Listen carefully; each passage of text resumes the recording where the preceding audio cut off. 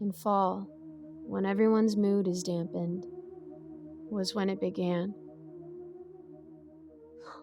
I'm so sorry, Dad. I've been told I'm prone to hyperbole, but these events have found me soberingly honest.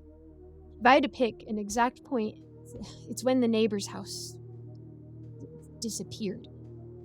At first, I barely noticed it, but I was coming home after work and I realized where the Thompsons' mailbox was. There was now a patch of sunflowers. When I walked over, I found a bunch of old rusty nails lying in the grass next to them. I then realized that their house looked abandoned and collapsed.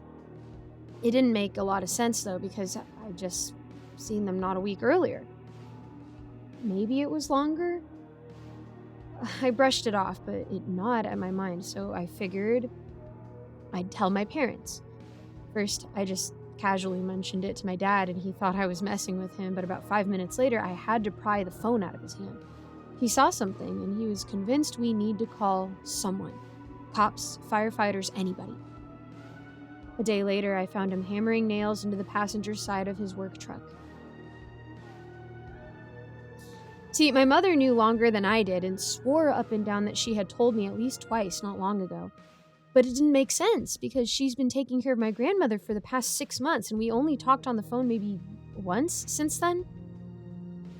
Could it have been a year?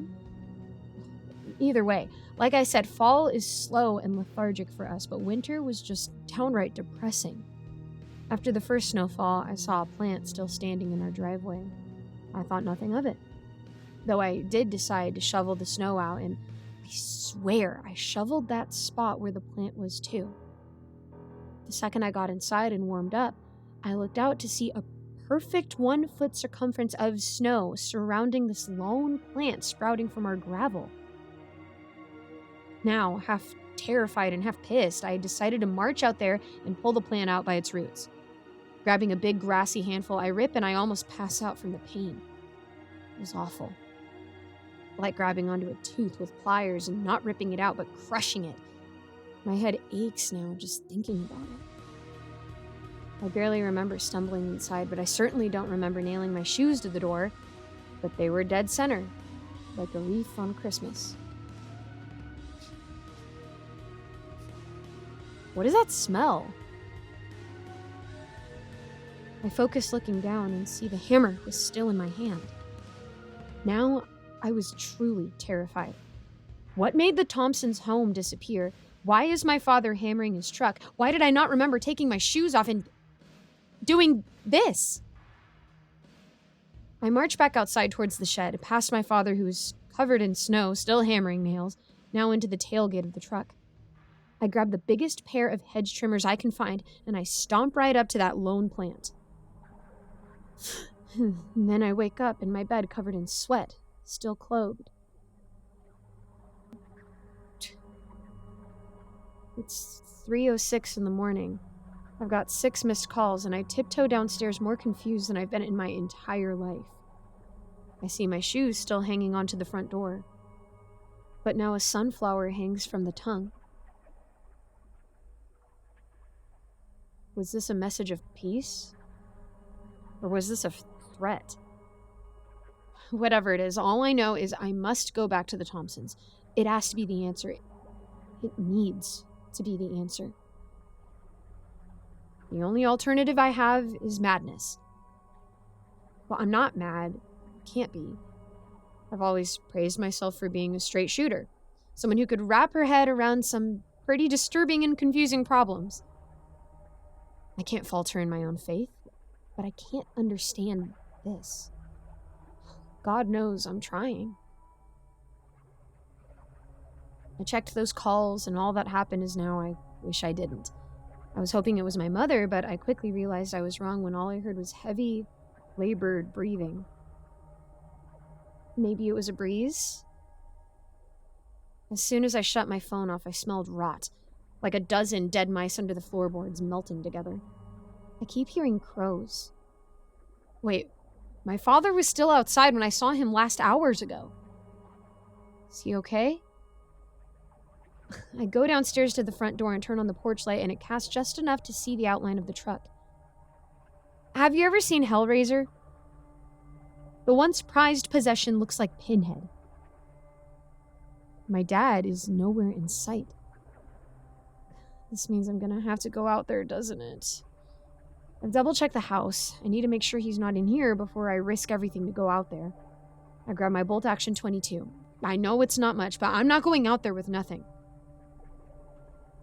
Slowly, I open the door so carefully as not to make a creak and step up. Slowly, I open the door so carefully as not to make a creak and step down the stone slabs. Flashing a light around, it's not much, but a barren, frozen winter wasteland. And as I corner the truck, I see my father's black hoodie. No, just a piece of his hoodie. It's shredded. No. Oh, God, please don't let this be. Please don't let this be him. How could all of this happen? Who could leave him up in our tree like this? Strung up like he meant nothing. Organs strewn so far up the tree, the beam of my flashlight doesn't even reach the top. The amount of blood makes me sick, and I throw up into the bed of the already blood-stained truck. That's when I see a sunflower growing through the rust in the fender.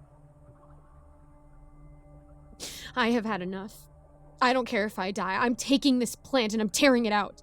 With a big handful wrapping around my fingers, I tug, and my brain feels like it's liquefying. I don't care. I will keep going. I'm not done until this thing is gone out of my life.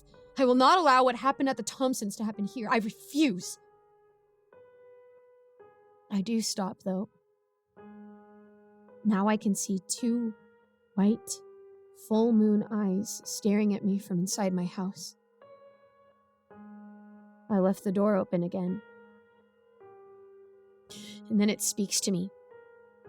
Not in words, certainly not in a way a sane man can comprehend. But I understood. It was like an angel or a twisted beast of old. As it sang in my head, and as its horror of eternity floods my mind, I crumble, and I fall to my knees. It steps closer, and I can't even begin to crawl away. I want to scream. I need to. But my mind is occupied by visions of a frozen, snowy forest drenched with blood. I know what it wants. My blood. And my mind. Its massive silhouette barely squeezed out of the doorway, leaving streaks of rot on the frame when I finally got up and stumbled off into the woods. My death may be inevitable, but I will not go easy. As I limp off, I can still smell it. Worse than ever. I ring a shot off in its direction and hear a soft, wet thunk. Now I know it's physical. It's really there. I run until my legs give out again, and I find myself in a clearing. Shimmering in the moonlight are a patch of sunflowers. And they're decaying. Screaming. The stench curls my nose hair and burns my throat, but I can't look away as they bleed. Fountains of screams deafen me, and soon, there's nothing. When I opened my eyes, I didn't see it, but I knew it was there. It was breathing down my neck, and all I could think of was my rifle. I could end it before that thing could rip my heart out. Go out on my terms. The thought was fleeting, but still, I had it. I pulled the trigger and the beast moaned. And then, it laughed. A horrible, gut-wrenching laugh that almost brings me to tears recalling it. It meant nothing but pure malice. It let me go. It knew me. Knew I'd live with the nightmares.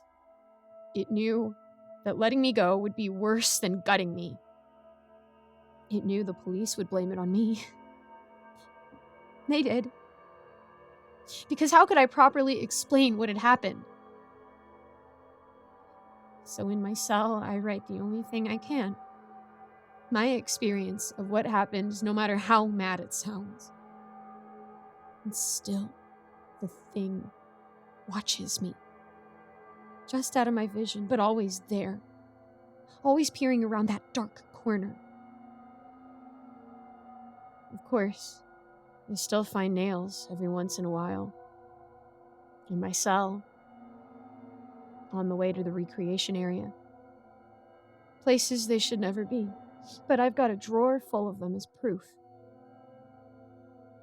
It wants me to remember how he looked the last time I saw him up in that tree. I still smell the rot. Always.